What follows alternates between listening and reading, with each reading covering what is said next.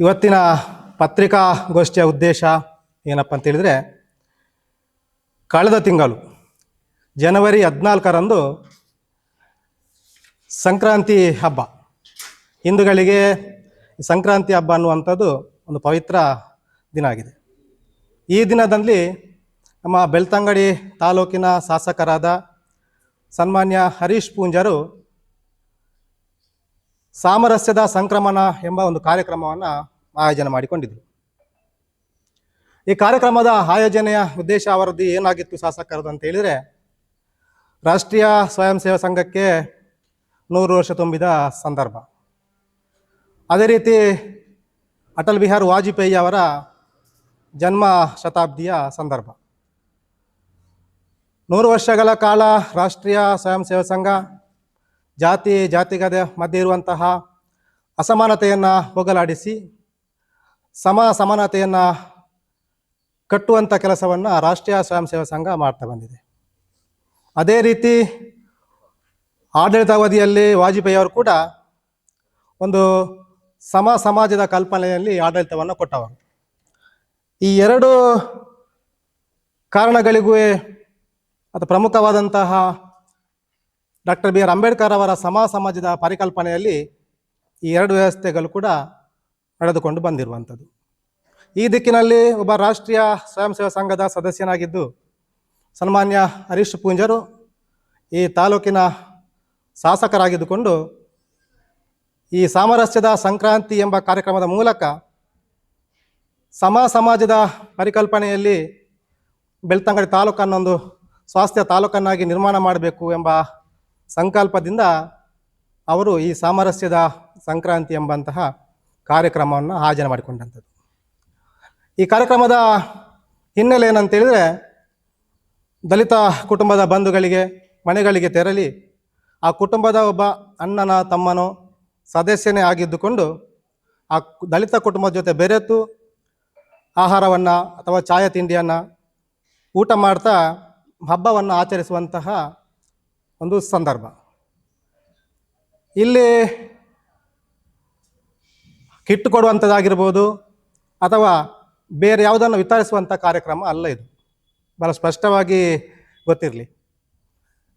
ಅಲ್ಲಿ ರಕ್ಷಿತ್ ಶಿವರಾಮರವರು ಮಾತನಾಡ್ತಾ ಒಂದು ಶಬ್ದವನ್ನು ಉಲ್ಲೇಖ ಮಾಡಿದ್ದಾರೆ. ಅವರು, ನೀವು ಕೆಲವು ಮನೆಗಳಿಗೆ ಹೋಗುವಾಗ ಚಾಕ್ಲೇಟ್ಗಳನ್ನು ಕೊಡ್ತಾ ಹೋಗಿದ್ದೀರಿ ಅನ್ನುವಂಥದ್ದು. ಹಿಂದೂ ಧರ್ಮದ ಸಂಪ್ರದಾಯ ಇದೆ, ಒಂದು ನೆಂಟರ ಮನೆಗೆ ಹೋಗೋದಿದ್ರೂ ಖಾಲಿ ಕೈಯಲ್ಲಿ ಯಾರು ಹೋಗೋದಿಲ್ಲ. ಒಂದು ತಿಂಡಿಯ ಚಾಕ್ಲೇಟ ಏನನ್ನಾದರೂ ತಗೊಂಡು ಹೋಗ್ತಾರೆ. ಯಾಕೆ ತಗೊಂಡೋದ್ರು ಶಾಸಕರು ಅಂತೇಳಿದರೆ, ಶಾಸಕರು ಅಂಥ ಸಂಸ್ಕೃತಿಯಿಂದ ಬಂದವರು. ಹಿಂದೂ ಧರ್ಮದ ಸಂಸ್ಕೃತಿ ಏನಂತೇಳಿದರೆ, ಒಂದು ಮನೆಗೆ ಹೋಗ್ಬೇಕಾದ್ರೆ ಬರೇ ಕೈಯಲ್ಲಿ ಹೋಗಬಾರ್ದು ಅನ್ನುವಂಥ ಒಂದು ಸಂಸ್ಕೃತಿ ಇದೆ. ಆ ಪಾರಂಪರ್ಯ ಹಿನ್ನೆಲೆಯಲ್ಲಿ ಬಂದಂಥ ಶಾಸಕರು ಬರೇ ಕೈಯಲ್ಲಿ ಹೋಗೋದು ಸರಿಯಲ್ಲ ಅನ್ನೋ ಕಾರಣಕ್ಕೆ ಏನೋ ಕಿಂಚಿತ್ತು ಒಂದು ಸಣ್ಣ ಪುಟ್ಟ ಉಡುಗೊರೆಯನ್ನು ತಗೊಂಡು ಹೋಗಿದ್ದಾರೆ. ಚಾಕ್ಲೇಟ್ ಇರ್ಬೋದು, ಏನೇ ಇರ್ಬೋದು, ಇದು ಉಡುಗೊರೆ ಅಂತಲ್ಲ. ಮತ್ತು ಈ ಕಾರ್ಯಕ್ರಮದ ಉದ್ದೇಶ ಉಡುಗೊರೆ ಕೊಡುವಂಥ ಕಿಟ್ಟು ಕೊಡುವಂಥ ಕಾರ್ಯಕ್ರಮವೂ ಅಲ್ಲ. ಇದೊಂದು ಸಾಮರಸ್ಯವನ್ನು ಬಿತ್ತುವಂಥ ಕಾರ್ಯಕ್ರಮ. ಹಾಗಾಗಿ ರಕ್ಷಿತ್ ಶಿವರಾಮನಿಗೆ ಗೊತ್ತಿರಲಿ, ಇದು ಸಾಮರಸ್ಯವನ್ನು ಬಿತ್ತುವ ಕಾರ್ಯಕ್ರಮ ಬಿಟ್ಟರೆ ತಿಂಡಿ ತಿನಸು ಮಾಡಿಕೊಂಡು ಸಮಾಜದ ಒಂದು ಸಾಮರಸ್ಯದ ಕಾರ್ಯಕ್ರಮ ಇದು. ಅಲ್ಲಿ ಯಾವುದೇ ಉಡುಗೊರೆ ಕೊಡುವಂತಹ ಕಾರ್ಯಕ್ರಮಗಳು ಅಲ್ಲ. ಹಾಗಾಗಿ ಯಾವಾಗ ಈ ಕಾರ್ಯಕ್ರಮ ಆಯೋಜನೆ ಮಾಡಿಕೊಂಡು ಬೆಳ್ತಂಗಡಿ ತಾಲೂಕಿನ 81 ಗ್ರಾಮದಲ್ಲಿ ಈ ಕಾರ್ಯಕ್ರಮ ಬಹಳ ಯಶಸ್ವಿಯಾಗಿ ನೆರವೇರಿತು, ಅವತ್ತಿನಿಂದ ಬೆಳ್ತಂಗಡಿ ತಾಲೂಕಿನ ರಕ್ಷಿತ್ ಶಿವರಾಮರವರು ಸರಿಯಾಗಿ ನಿದ್ದೆನೇ ಮಾಡಿಲ್ಲ. ಇದು ಸ್ಪಷ್ಟ ಗೊತ್ತಾಗುತ್ತೆ, ಅವ್ರು ನಿದ್ದೆನೇ ಮಾಡಿಲ್ಲ ಅನ್ನೋಂಥದ್ದು.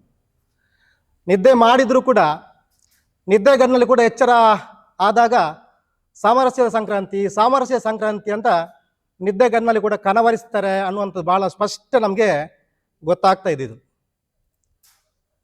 ಅವರೊಂದು ಮಾತನ್ನು ಉಲ್ಲೇಖ ಮಾಡಿದ್ದಾರೆ, ನೀವು ದಲಿತರ ಮನೆಯಲ್ಲಿ ಊಟ ಮಾಡದೆ ಕ್ಯಾಟ್ರಿನಿಂದ ಊಟ ತರಿಸಿ ತಿಂದು ನಾಟಕ ಮಾಡಿದಿರಿ ಅನ್ನುವಂಥದ್ದು.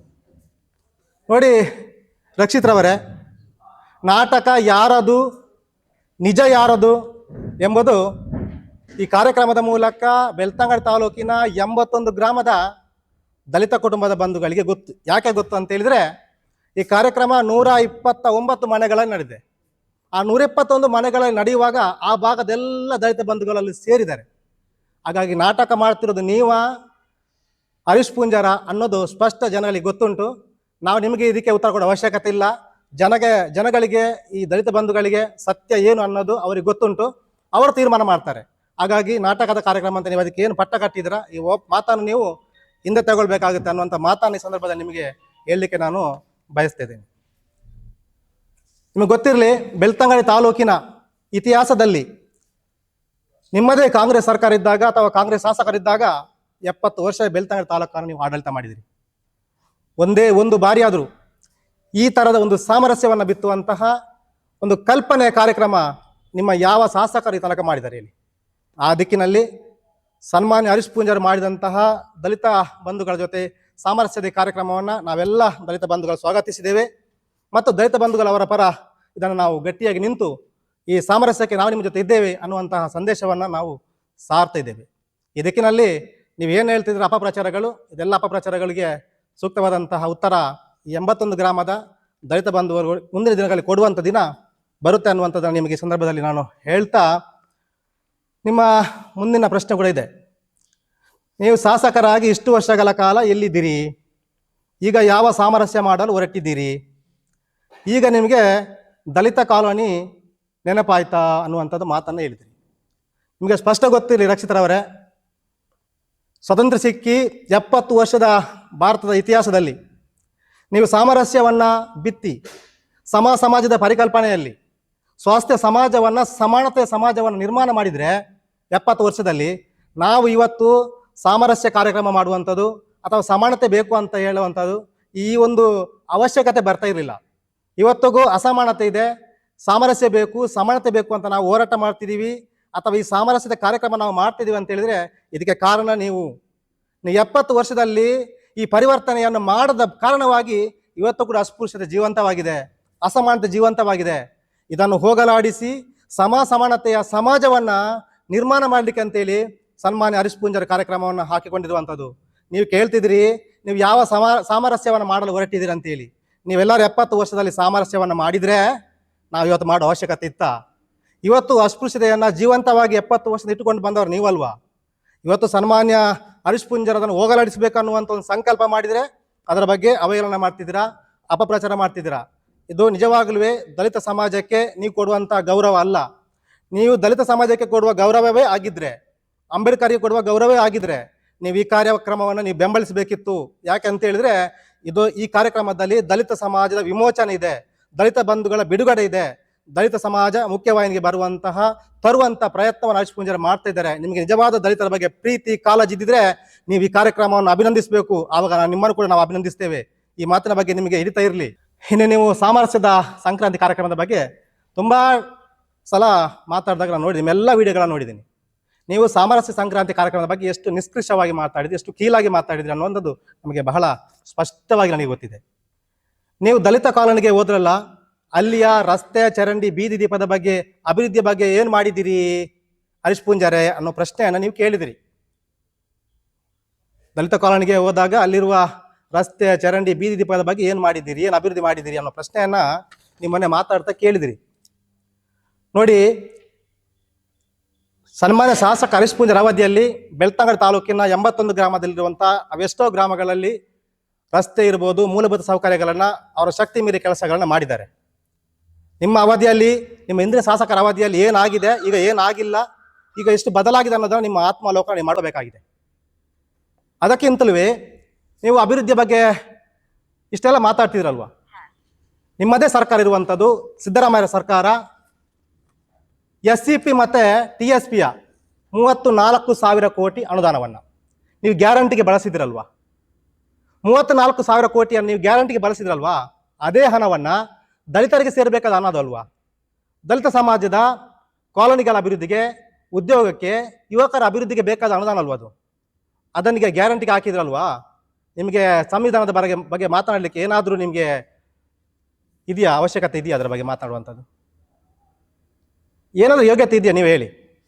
ನಿಮಗೆ ಅಂಬೇಡ್ಕರ್ ಬಗ್ಗೆ, ಸಂವಿಧಾನದ ಬಗ್ಗೆ ಮಾತನಾಡೋ ಯೋಗ್ಯತೆ ಇದ್ದರೆ SCP TSPಗೆ ಇಟ್ಟಂತ ಹಣವನ್ನು 34,000 ಕೋಟಿ ಹಣವನ್ನು ಗ್ಯಾರಂಟಿಗೆ ಏನು ನೀವು ಬಳಸಿದ್ದೀರಾ, ಅದನ್ನು ಸಿದ್ದರಾಮಯ್ಯ ಹತ್ರ ನೀವು ಮಾತಾಡಿ ತಕ್ಷಣ ಅದನ್ನು ಬಿಡುಗಡೆ ಮಾಡುವಂಥ ಕೆಲಸವನ್ನು ನೀವು ಮಾಡಬೇಕು. ಇಲ್ಲಾಂದರೆ ಆ ಹಣಕ್ಕಾಗಿ ನೀವು ಹೋರಾಟ ಮಾಡಬೇಕು.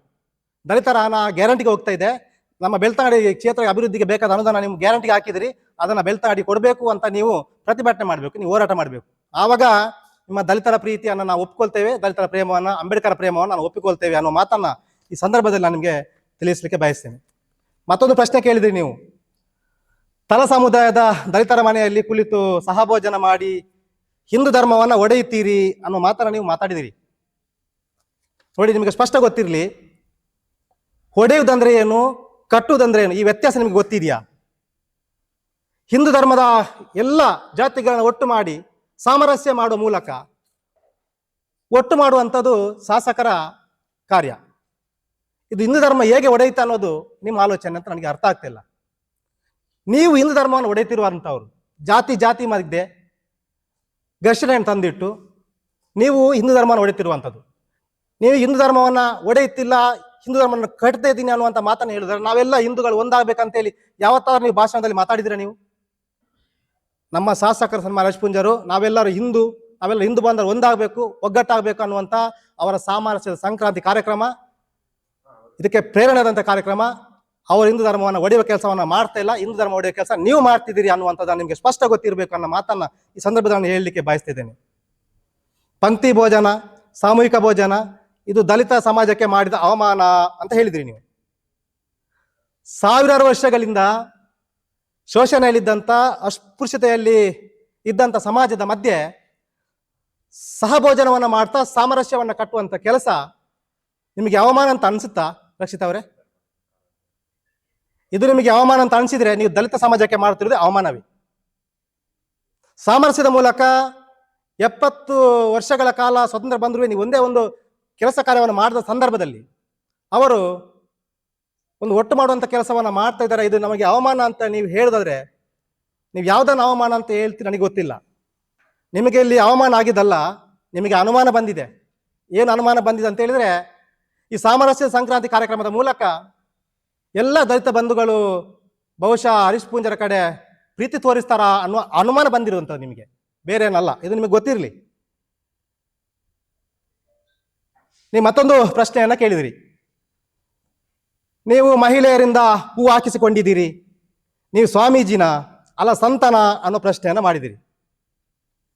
ಬೆಳ್ತಂಗಡಿ ತಾಲೂಕಿನ ಇತಿಹಾಸದಲ್ಲಿ ಯಾರೇ ಒಬ್ಬರು ಈ ಥರದ ಕೆಲಸವನ್ನು ಮಾಡಿಲ್ಲ. ಒಂದು ದಲಿತ ಕುಟುಂಬದ ಮಹಿಳೆಯರಲ್ಲಿ ಈ ರೀತಿ ಹೂವನ್ನು ಹಾಕಿಸಿಕೊಳ್ಳುವಂತಹ ಒಂದು ಯೋಗ್ಯತೆ ಯೋಗ ಬಂದಿದ್ರೆ ಅದು ಸನ್ಮಾನ್ಯ ಹರೀಶ್ ಪೂಂಜಾರಿಗೆ ಮಾತ್ರ. ಸ್ವಾಮೀಜಿಗಳಿಗೆ, ಸಂತರಿಗೆ ಹೂವು ಹಾಕುವಂಥದ್ದು ಸಾಮಾನ್ಯ. ಆದರೆ ಒಬ್ಬ ಜನಪ್ರತಿನಿಧಿಗೆ, ಒಬ್ಬ MLAಗೆ ಈ ರೀತಿ ದಲಿತ ಬಂಧು ಮಹಿಳೆಯರು ಸೇರಿಕೊಂಡು ಹೂವನ್ನು ಹಾಕಿ ಸನ್ಮಾನಿಸಬೇಕಾದ್ರೆ ಇದು ಯೋಗ ಮತ್ತು ಯೋಗ್ಯತೆ ಇದ್ದವರಿಗೆ ಮಾತ್ರ ಬರುವಂಥದ್ದು ಅನ್ನೋದನ್ನು ನೀವು ಅರ್ಥ ಮಾಡಿಕೊಳ್ಬೇಕನ್ನೋ ಮಾತನ್ನು ಈ ಸಂದರ್ಭದಲ್ಲಿ ನಿಮಗೆ ತಿಳಿಸಿಕೆ